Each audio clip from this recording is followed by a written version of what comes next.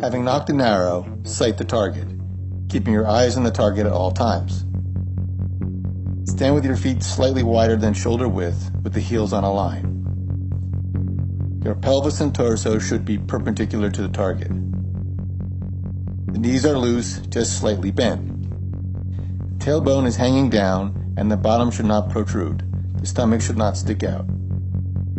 Take care to maintain this alignment when you raise the bow.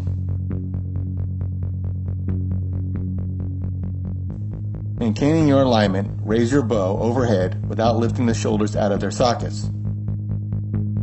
Keep the bow arm elbow crooked slightly downward to maintain this correct shoulder alignment.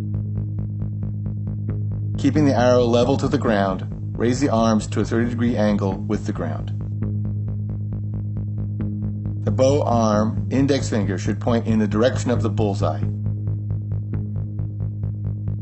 Note that beginners may raise the bow higher than this, while more seasoned archers will require less movement to draw their bows.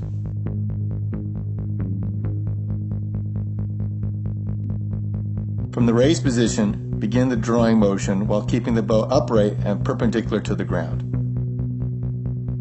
As the arms draw downward, extend outward in opposite directions along a straight line from the extended index finger of the bow hand to the rear string arm elbow. While pulling downward, focus on elongating along the joints in opposite directions.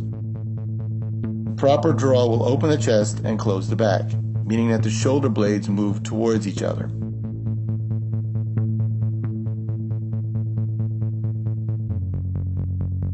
Continue drawing the bow until you reach the pre-draw position, a point 90% through the entire motion.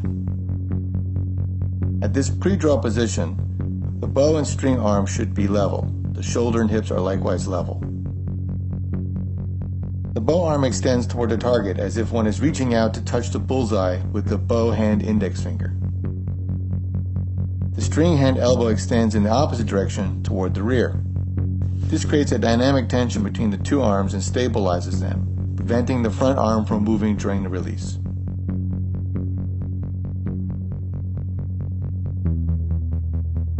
Many classic Manchu archery texts explain that in order to reach full draw, the archer should open the chest and shoulders so the scapula move towards one another.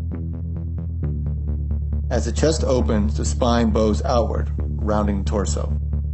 This action rolls the pelvis under so that the tailbone is pointing to the ground and tilts the chest forward slightly as the string arm elbow moves behind the torso.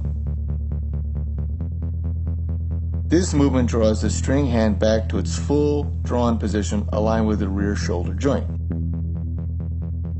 This action also brings the string into contact with the chest.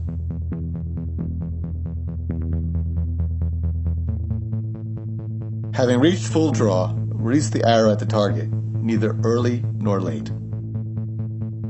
An early release is one when the arrow is loose before the full draw is reached, in other words, rushing the shot.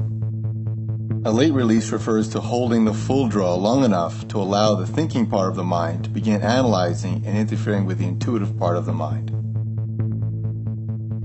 Ming archery texts describe the timing of release as ripe fruit dropping from the vine. When it is ready, it just releases.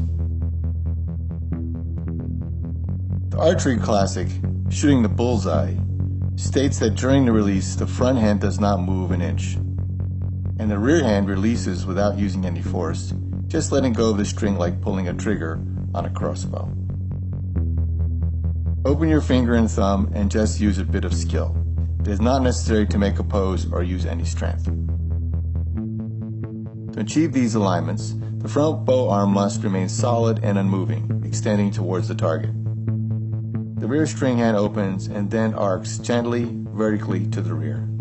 This arcing movement should not be a violent, forceful action. It is meant only to ensure a clean release that does not shake the arrow in any direction.